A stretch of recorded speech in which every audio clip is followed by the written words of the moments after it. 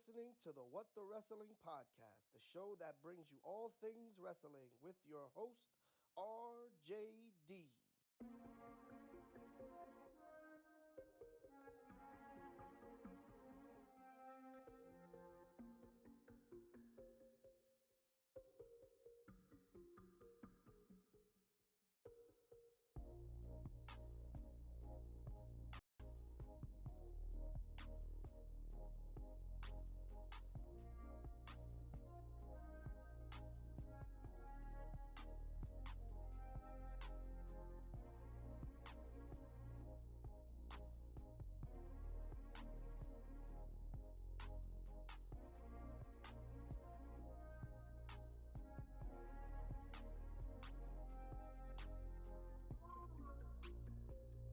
Oh, you already know what time it is. Perfect. Wow, the sound sounds a lot different in here now that I took some stuff out. Not a lot to bounce off of. Wow, this is very interesting. What's up, everybody? RJD here. What's the wrestling is back, and this is the first of many, many shows that I have going on today. But first things first, you already know. Hit the goddamn like button. Like, comment, share, and subscribe to the channel. A little under the weather. I'm going to try to keep my coughing together as best I can. Y'all know how I do. We're going to try and keep this nice and tight. But hit the like button. Follow me, RJD, What the Wrestling. Facebook, YouTube, and TikTok. Instagram as well. Also, follow me, RJD TV, for all you video game people out there. And follow me, RJD199, on the Twitter, aka X. Still not used to calling it that, but it is what it is. Let us not waste any more time. Let's go. Yes. It's I, RJD, here. Now, I know what you're thinking. The first thing you're thinking is, Rayshawn, what the hell is that behind you? Yes, it is weights. We will be lifting. We trying to get big. But it's all good, man. I got some weights behind me. I'm redoing the room a little bit, so I'm probably gonna end up moving those weights out of the way so they are not in the way of the camera, because you know we got to get the live streams right on and popping as always. Face up. Y'all know how it goes. Yeah, here we are. We right here, baby. We right here. That's what we doing. But it's all good. RJD here. Welcome everybody to What the Wrestling. Man, I am ecstatic to talk about everything that happened this weekend. We got Punk getting fired. Not excited about that. We had All Out last week. We got All In this week, and I'm going to be talking about it all. We had some Smacketh of the Down. We had some Collision. So I'm going to be talking about a lot of things, and the videos will come out as they come out. First things first, we're going to be talking about All In. But once again, hit the goddamn like button. Like, comment, share, and subscribe to the channel. What the Wrestling. Let's not waste any more time. So, All Out. Talking about All Out first. Look for me for my all-in review. That will be coming out later on today. Look for me for my thoughts on CM Punk. That will also be coming out later on today. So look out for all of that. What the Wrestling. We back, baby. Now, let's talk about All Out. So All Out did not get a lot of build. It did not get a lot of build because All In was last week. As we all are aware. So let me make sure my mic is good to go. Hold on. All right. So as we already know, they didn't get a lot of build for this. They didn't build up the show because they had to build to All Out, which was the biggest show in wrestling history. So we're gonna clap it up for that. So we built up to All In, then we had All Out the next week, which was in Chi-Town. Shout out to Chi-Town. Perfect. Love y'all. And unfortunately, there had to be some things moving up, down, left, and right because Mr. CM Punk could not keep his hands to himself. Stupid. So we will be talking about that in a whole nother other video, and I will break down everything and tell you guys my thoughts on Mr. CM Punk. But it's a sad day for wrestling in general. Just sad day for the wrestling fans. So now we move to All In, with the main event being the orange one. Orange Cassidy versus Mr. Deathmatch himself, Jon Moxley. And this was a thumbs all the way up show. Now, first things first, Chicago, they had, I think, 13,000 in the United Center. They could have had more seats, but it did not sell out. I'm hearing Grand Slam is also not doing well. They've only got 5,000 sold. So if I'm not mistaken, it might be more by now. This was as of last week, so now they might have gotten a little more sold. Grand Slam, I might go to Grand Slam still. I'm not too sure. I might still try to make Grand Slam just to get in the building. We will see. I've never been to Arthur Ashe Stadium, so I might just do that just to say I was there. But at the end of the day, Chicago might be a little tapped out. They might have to leave Chicago for a while. CM Punk is not there. I mean, he wasn't going to get them to 20,000 anyway. But AEW now has to start life after CM Punk. And AEW now has to see what is this company going to look like after CM Punk is gone. What is this company going to look like without CM Punk, without the backstage drama, without this, without that? Now that we've got none of that, what are we going to do? And boy, did they not disappoint. All Out had, on paper, All In was, to me, going to be the better show. You got the International Championship being defended as the main event on this show. I thought that was phenomenal for Mr. Orange Cassidy. His first time main eventing a show. And then we got Mr. Moxley, who is Mr. Constant. Like, if you need somebody like Shaq, go get me 2 points. Mr. Moxley is that guy for this company. He has been, and he's been a staple in this company. Shout out to him. And shout out to the Orange One for putting on a fantastic match. But at the end of the day, these guys have to move on from Punk. TK has removed himself from CM Punk.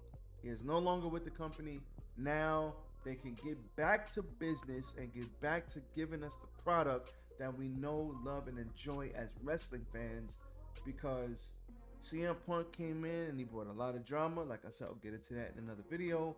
And now that that crap is over, we got to get back to brass tacks. And I think with this show, 4 legitimate bangers after banger, after banger, after banger, 4 legitimate bangers on this show, I was thoroughly impressed. Damn show was long as hell. But listen, I'm not gonna give them too much hell about these shows being long. You know, if you're gonna watch an AEW show or All Out or Full Gear or Forbidden Door or whatever, it's gonna be a long show. It's gonna have a lot of matches. Some are gonna get time, some are not, but I'm just glad we got to experience it. So let us start with 0 Hour. So 0 Hour, we had a battle royal, and the battle royal consisted of a bunch of different people, and Hangman was in the battle royal as well. And it's funny because Hangman wins the battle royal, obviously, and Hangman wins the battle royal, and then that buddy gets donated to the charity of his choosing in Chicago. And Hangman had issues with Punk, more like Punk had issues with Hangman, and now that stuff gets donated to Chicago. So why would you boo this man when he's gonna donate money to your cause? So that, pretty clever by Tony Khan to do that. Good stuff. But that is how that went down. Then we had Willow, Sky Blue, and Hikaru Shida versus Athena, Diamante, and Mercedes Martinez. And Willow, Sky Blue, and Hikaru Shida get the win here, with Sky Blue getting the victory on Diamante. So cool with me, not mad at that. Then we had the Acclaimed and Daddy Ass with Dennis Rodman in their corner versus Jeff Jarrett, Jay Lethal, Setman Singh with Karen Jarrett and Sanjay Dutt. And they retained the trios titles in a fun little match. Can't go wrong there. Then we got Nigel McGuinness coming out with Kevin Kelly as the Ring of Honor tag team titles are on the line. I love Nigel McGuinness and Kevin Kelly on commentary. Good stuff here all around. We had a Better Than You, baby. Adam Cole and MJF versus John Silver and Alex Reynolds with Evil Uno. I like the Dark Order going to the dark side. I think that is what they need to do. I love the changes, so thumbs up for that. I love the changes and the dark stuff that they're doing, getting more heelish. And as always, the whole thing here was MJF had a neck angle where his neck was hurt and he was holding his neck. He was selling his neck. He was like, my neck, man, it's my neck. And they walked him out. He got the whole I can't do it treatment, walked out and was limping to the back. And then we had Adam Cole all by himself, and they beat the holy hell out of this man. I love the Dark Order's tag team combo offense. Simply amazing. Love it. And then, of course, as they continue to get the heat on Adam Cole, who shows up. Surprise, motherfucker. Not so much a surprise. It is MJF. MJF comes back, coming down, holding his neck. He hits a kangaroo kick. He comes back. He helps Adam Cole, gets the hot tag. He's still selling the neck. Comes out after everything. And as always, gets the kangaroo kick, double clothesline. They get the win on Alex Reynolds, and everything is all good. So they're hyping up the crowd. They're doing this thing. They're about to walk out, and Samoa Joe's music hits. Surprise, motherfucker.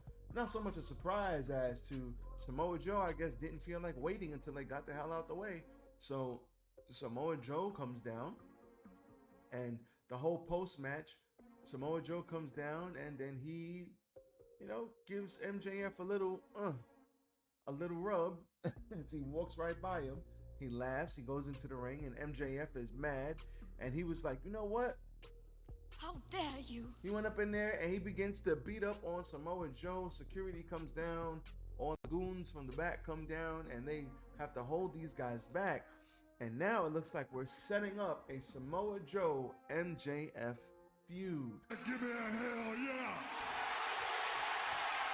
I said give me a hell yeah! Take my money.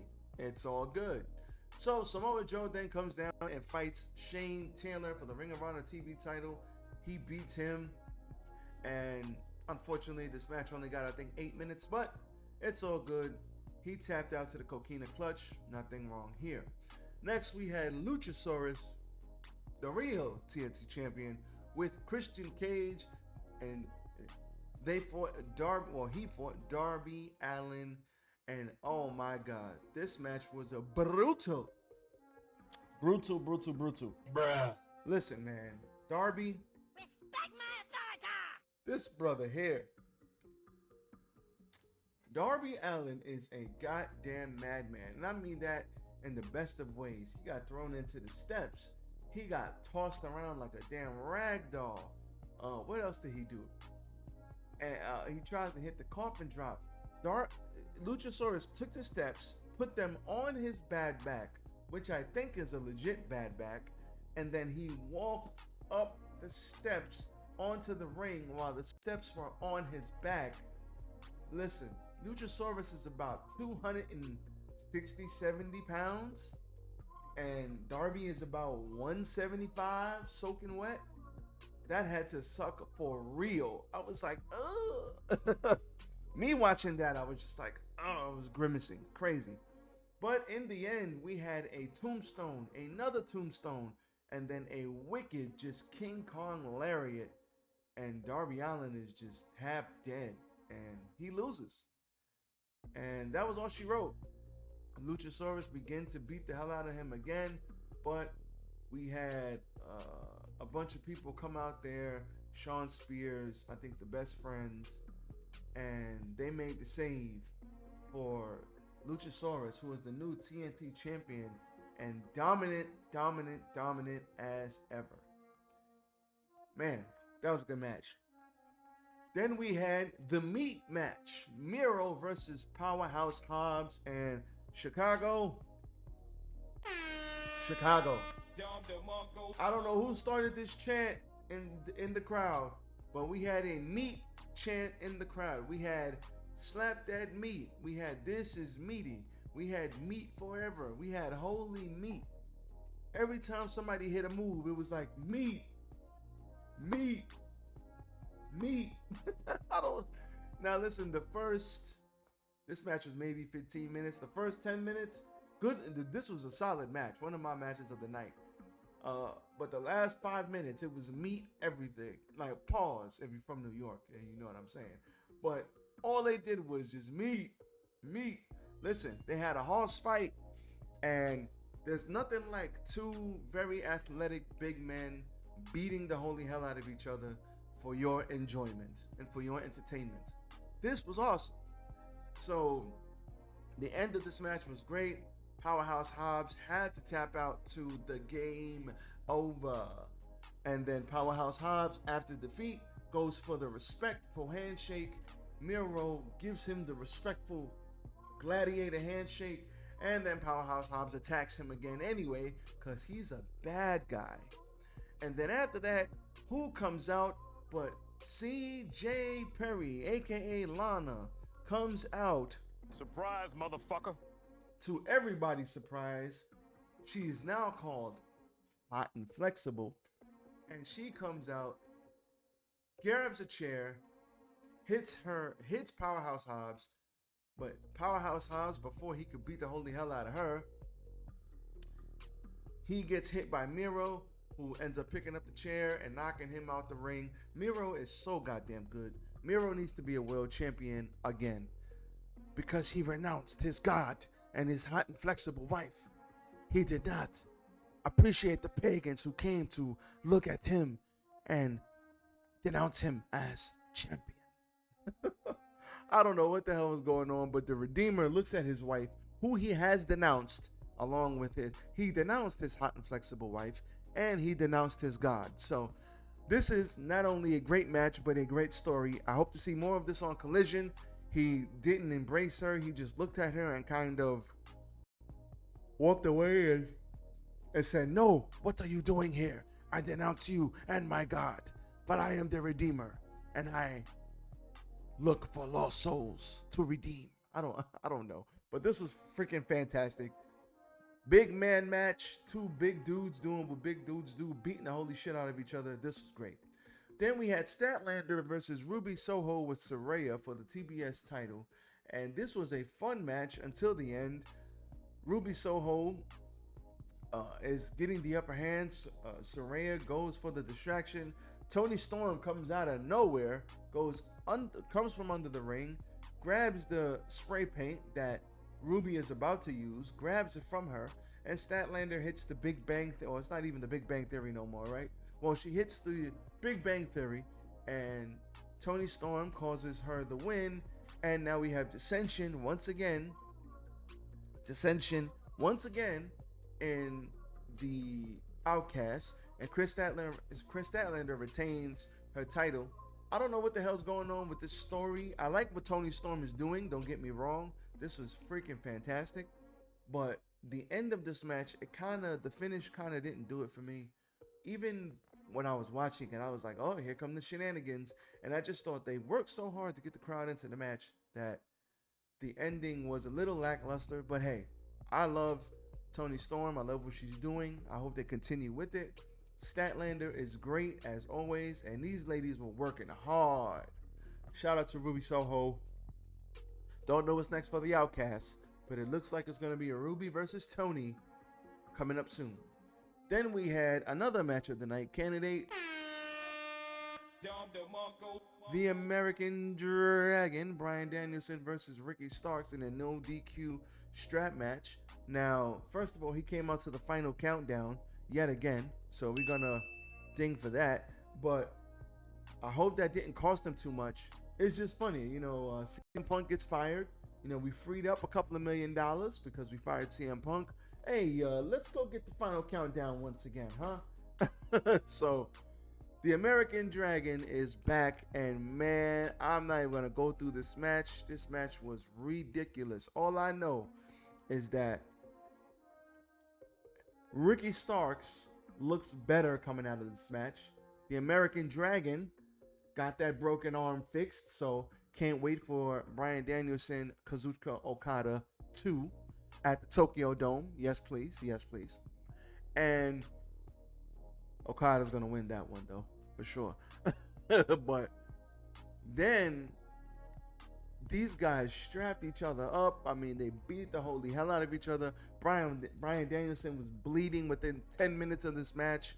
This was a brutal strap match beatdown. Bryan, what's the name?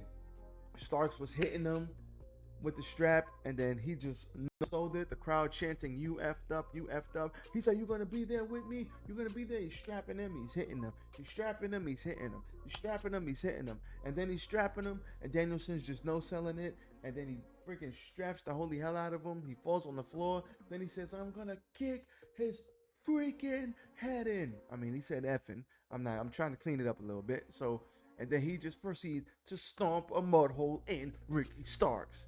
And then he hits him with the label lock. Then he chokes him a la Daniel Bryan versus, who's the ring announcer's name? Damn, I forgot the ring announcer's name. Justin Roberts. A la back in NXT. And he's strapping, he's choking the hell out of him. And Ricky's turning red and his eyes are popping out. And he's like, "No, I don't want to quit, but I'm going to sleep." This was great, man. This was great. Awesome stuff. The American Dragon wins on his first match back after the broken arm. Glad to see that he is doing well. This was awesome. Moving right along. Claudio Castagnoli, Wheeler Yuta versus Kingston and Katsuri Shibata. We love Shibata. He's great. Eddie Kingston, the Mad King, is great. Wheeler Yuta's great. Claudio's great. This match didn't need to be on the show. Like, at the end of the day, they could have just put this shit on Dynamite, or just give Claudio a fight with Eddie Kingston for the title and let this feud be over already. He's been feuding with this guy for like 6 years, man. He's been feuding with Claudio forever, and they just will not end this feud. So give him a singles match. Let this go. We had Kingston floated out, got out of the Ricola bomb, hit a spinning back fist that led to a Northern Lights bomb for a 2 count. Yuta ate a back fist and fell into a choke by Shibata on the apron. Kingston turned around and Claudio hit a massive Tiger uppercut for the win. I gotta get that soundbite back. Tiger uppercut. Hit a massive Tiger uppercut. He gets the win. And Shibata was stuck on the apron with Yuta. So there we go. Then we had Konosuke Takeshita with Don Callis versus Kenny by God Omega. And this was one of my other matches of the night. I mean, we had a V-trigger, a knee, a V-trigger, a knee, Snapdragon, a Snapdragon. These guys killed each other. We had a brainbuster on chairs. We had a Don Callis tried to stab Kenny Omega with a screwdriver in this match. This was all action. So let me pick it up towards the end. We had a V-trigger hit in the corner. Omega wanted to hit an avalanche one-winged angel, but he missed it. Takeshita hit an avalanche blue thunder bomb for a 2 count. At this point in the match, I was like, Get the fuck out of here! you guys are crazy. This is awesome. How dare you? After that, we had a powered V-trigger by Takeshita, but it was only a 2 count. Takeshita took the ref, and Callis tried to stab Omega with a screwdriver, but he missed. Omega hit a ripcord V-trigger. Takeshita grabbed the screwdriver because he tried to go for the one-winged angel. He almost used it, but referee took the damn screwdriver from him, so kudos to the damn referee. After that, both men tried roll-ups, but it didn't win. Takeshita hit a wheelbarrow throw into another V-trigger, but Omega kicked out and the crowd was going crazy. Then Takeshita took his knee down and exposed his bare knee, and he hit a home run V-trigger and exposed knee to Kenny Omega's face and got the win. Holy hell. Stop it. Get some help. Perfect. This match was unbelievable. Takeshita, we knew from jump Takeshita was freaking fantastic. Kenny Omega is who he is. I cannot wait to see them progress this story. This was great. Then we had Jay White, Juice, and the Guns. Bullet Club Gold versus FTR and the Young Bucks in an 8-man tag. This was a fun match, but at the end, Nate. You hear me? Nick was Nate. Stupid. Nick was late trying to break up a pin, and I think somebody got hit with the Blade Runner, and that was all she wrote. So this was a fun match. Didn't quite go how I expected, but it's funny to see FTR and the Young Bucks doing tag team moves of each other's tag team because they know each other so well. So that was fantastic. Simply fantastic. Moxley versus Orange Cassidy for the AEW International title. The fact that this title is being showcased on a pay-per-view, awesome. The fact that Orange Cassidy, his first time with a pay-per-view main event, awesome. The fact that his title reign of 32, I think, wins in a row came to an end, but he still got the standing ovation and respect. Moxley was selling for him going up the ramp because Moxley was in the war and he sold for him and it looked great. The fact that all that happened as well, everything was great about this match. Don DeMarco. BCC walks out. Mox walks out with the BCC. They stay back. Chris Statlander and the Best Friends walk out. Mr. Cassidy and they stay back. Cassidy started out trying to do the hand to the pockets, not really paying much attention to Mr. Mox, but Mr. Mox beat the holy hell out of him for most of this match. He just beat the holy hell out of him. And then towards the end is when shit really got crazy. So he hit him with a God style power driver. He tried to, but excuse me, Orange One nearly got a flash crucifix. Moxley got out of there. Real naked choke, transitioned into an arm breaker, transitioned into a label lock. Moxley just getting technical out here. Cassidy was nearly trapped, but he got to the ropes. He fell outside. Moxley explodes the floor mats and tried to hit a power driver, but Cassidy instead hit a beach break onto the goddamn exposed concrete. Then he drop kicked Moxley's head into the steps. Mox beat the 10 count, comes in, they fight each other, multiple orange punches. The third got blocked into a cutter. Cassidy spun out of the Death Rider into another orange punch, hit a huge spear for a near fall. Offense by Cassidy, who came up more intense. So Cassidy did the kicks, where he's not really kicking him that hard. He's like, oh. But instead, each kick got more and more impactful, more and more violent, and to the point he was like, oh, and he was just stomping the mud hole into Moxley. I thought that was awesome because Orange Cassidy is the guy who doesn't care, and yet he cares, and he showed that he cared because each kick got more. I thought that was beautiful storytelling. Each kick got more and more intense and more hard. But he went for the final kick, but after that, it was a King Kong lariat into a Death Rider. Moxley hit the Death Rider. Cassidy kicks out literally like this. He kicked out of this shit like this. Moxley is like, what the hell I gotta do to kill this guy? He got up and then he was gonna do something, but instead he gave Moxley the finger, and then Moxley hit an elevated stranded Death Rider, and that was all she wrote. And we have a new International Champion. And BCC come down and celebrate with Mox. They take him to the back. And we got Thank You Orange. We got Freshly Squeezed chants. And the chants went off the air with Orange Cassidy in the middle of the ring with his moment to acknowledge the fact that this guy is amazing. People didn't think it would work. They didn't think the gimmick would work. They said the man couldn't wrestle. Wrestled Pac, phenomenal. Proved everybody wrong again by wrestling Will Ospreay. They still doubted him. Now he goes on a 30-something match run, just beating a whole bunch of people, getting broken down. And finally, Mox beats him. Now, what would have happened if he was healthy and Mox was healthy? I don't know. But this brother should not be losing on a regular basis. He totally killed this. This was great.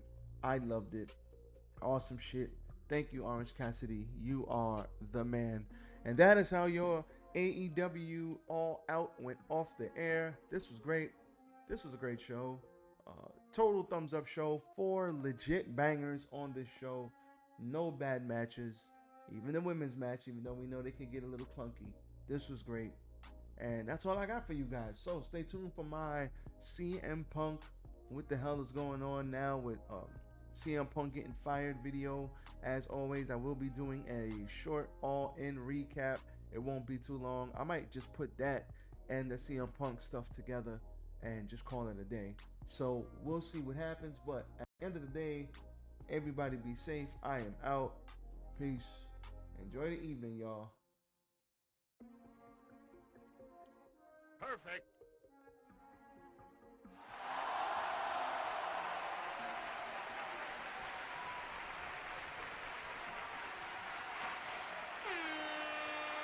Dom DeMarco.